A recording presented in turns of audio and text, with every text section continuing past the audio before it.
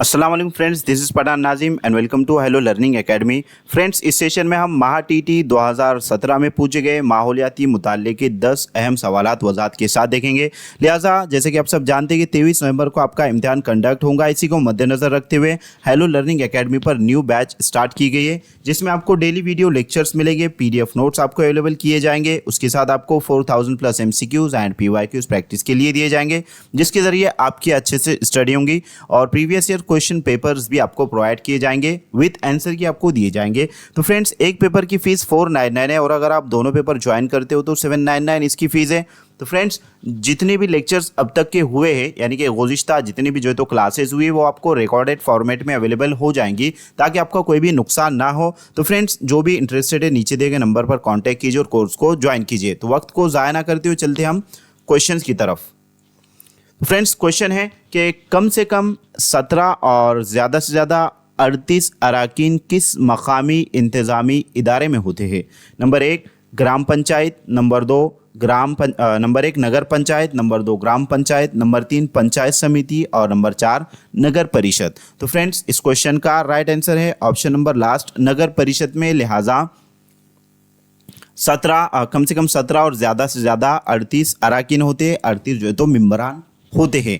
Option number last right answer रहेगा। Next question है, दर्ज झेल में से कौन सा मुतबादिल गवर्नर से मुतालिक नहीं है? नंबर 1 रियासत के हाकिम आला होते हैं, नंबर 2 किसी दूसरे रियासत के शहरी होते हैं, नंबर 3 रियासत की मजलिस आमिला में शामिल होते हैं और नंबर 4 रियासत के वज़ीर आला का तकर्रुर करते हैं। तो फ्रेंड्स, यहाँ पर निगेटिव टाइप का क्वेश्चन पूछा गया है कि दर्ज झेल में से कौन सा मुतबादिल गवर्नर से मुतालिक नहीं है?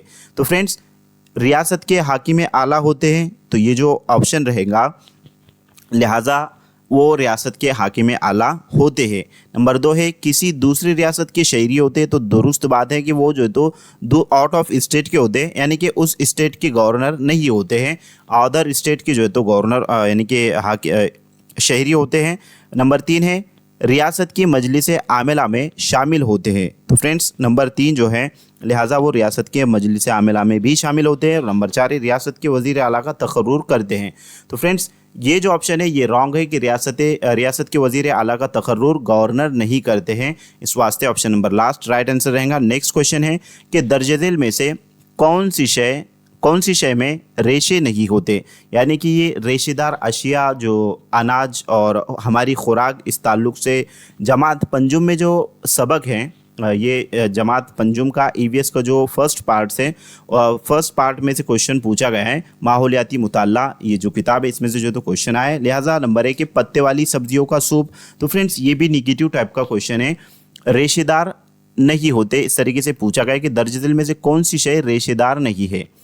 नंबर 1 पत्ते वाली सब्जियों का सूप, तो ये जो है तो दुरुस्त रहेगा। नंबर 2 है अनाज का भूसा, ये भी रेशेदार होता है। नंबर 3 है गेहूं का उबला हुआ पानी सूप, ये भी जो है तो रेशेदार होता है, लेकिन मक्खन जो है तो ये रेशेदार नहीं होता। इस वास्ते ऑप्शन नंबर लास्ट आपका राइट आंसर रहेगा। नेक्स्ट क्वेश्चन की तरफ बढ़ते। अगला सवाल है कि राधानगरी, नानंज और करनाला का ताल्लुक किससे है? नंबर 1 हयाती तनों बाग, नंबर 2 कौमी बागात, नंबर 3 मामन और नंबर 4 शरणबन।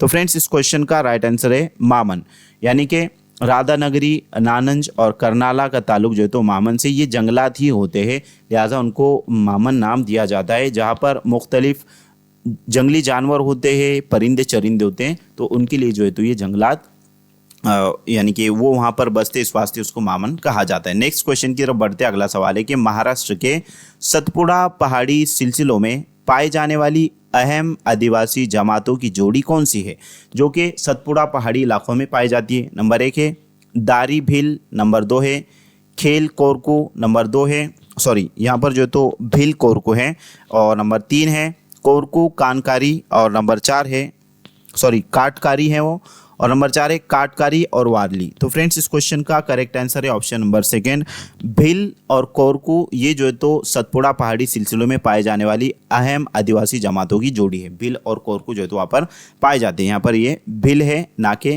खेल, यहाँ पर बाय मिस्टेक जो है। खैर, उसके बाद है नेक्स्ट क्वेश्चन कि दर्ज झेल में से कौन सा मुतबादिल काली मिट्टी की खुसूसियत से मरबूत नहीं है। तो यहाँ पर मिट्टी की जो खुसूसियत है ये 7th स्टैंडर्ड की जो साइंस की बुक है उसमें से क्वेश्चन पूछा गया है।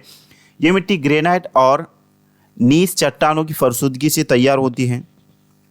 नंबर 2 है टेटानेफर्स और मैग्नेटाइट जैसे कीमियाई मादों की वजह से इस मिट्टी का रंग काला होता है। नंबर 3 है इस मिट्टी में रुतूबत कायम रखने की सलाहियत ज़्यादा होती है। और नंबर 4 इस मिट्टी को रेगुलर मिट्टी भी कहते हैं। तो फ्रेंड्स इस मिट्टी को रेगुलर मिट्टी नहीं कहते हैं, लिहाजा ये ऑप्शन रॉन्ग रहेगा और यही आपका करेक्ट आंसर रहेगा।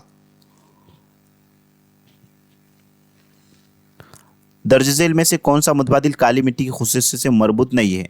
तो फ्रेंड्स ये भी जो तो दुरुस्त है, लिहाजा फर्स्ट ऑप्शन जो है कि ये मिट्टी ग्रेनाइट और नीस चट्टानों की तो ये ग्रेनाइट और नीस चट्टानों की फरसुदगी से तैयार नहीं होती है, बल्कि ये झीज वगैरह जो तो तैयार होती है। खैर ये ऑप्शन रॉन्ग है, लिहाजा इस मिट्टी को रेगुलर मिट्टी भी कहते हैं क्योंकि इसमें फसलें जो है तो अच्छी आती हैं। खैर ये ऑप्शन राइट है और 2 और 3 भी जो है तो राइट है, लिहाजा फर्स्ट ऑप्शन रॉन्ग आंसर है, लिहाजा यही आपका करेक्ट आंसर रहेगा, ना कि ऑप्शन नंबर 4, क्योंकि ये ग्रेनाइट और नीस चट्टानों की फरसुदगी से तैयार नहीं होती है।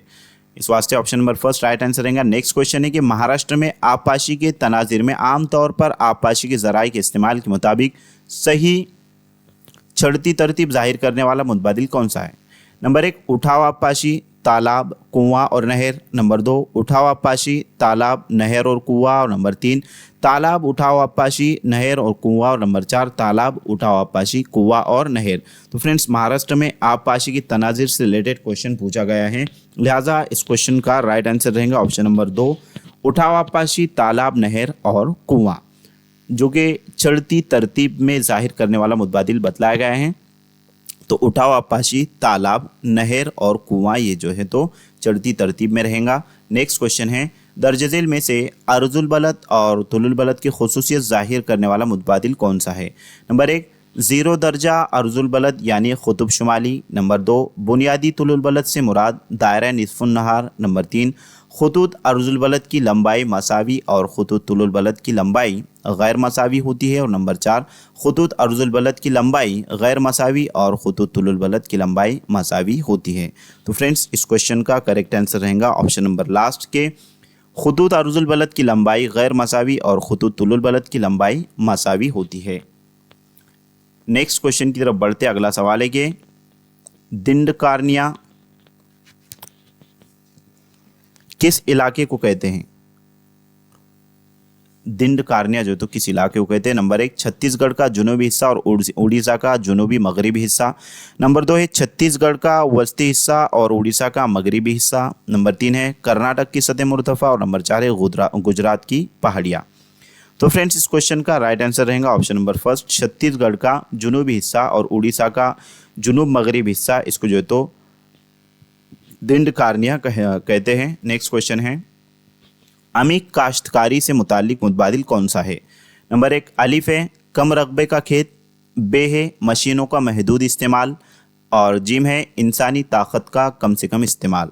तो फ्रेंड्स अमीक काश्तकारी से रिलेटेड जो है तो क्वेश्चन पूछा गया है, लिहाजा इस क्वेश्चन का राइट आंसर रहेगा ऑप्शन नंबर फर्स्ट अलिफ और बे, क्योंकि कम रकबे में जो तो खेती की जाती है और मशीनों का कम से कम इस्तेमाल किया जाता है, लिहाजा इंसानी ताकत का जो तो ज़्यादा से ज़्यादा इस्तेमाल किया जाता है, ना कि कम से कम इस्तेमाल किया जाता है, क्योंकि किसान जो तो हल चलाता है और बैलों के ज़रिए जो तो उसमें मेहनत की जाती है, लिहाजा इस वास्ते जिम जो है तो रॉन्ग रहेगा और अलिफ और बे दुरुस्त रहेंगे। इस वास्ते option number first correct answer रहेगा। तो फ्रेंड्स मैं उम्मीद करता हूँ कि आपको तमाम तर क्वेश्चन बखूबी अच्छे से समझ में आ गए होंगे, लिहाजा अगर किसी का कोई डाउट है, किसी को कोई क्वेश्चन है तो कमेंट बॉक्स में ज़रूर कमेंट कीजिए और वीडियो अच्छे लगे तो एक लाइक ज़रूर कीजिए। मिलते हैं हम नेक्स्ट टाइम नेक्स्ट वीडियो में।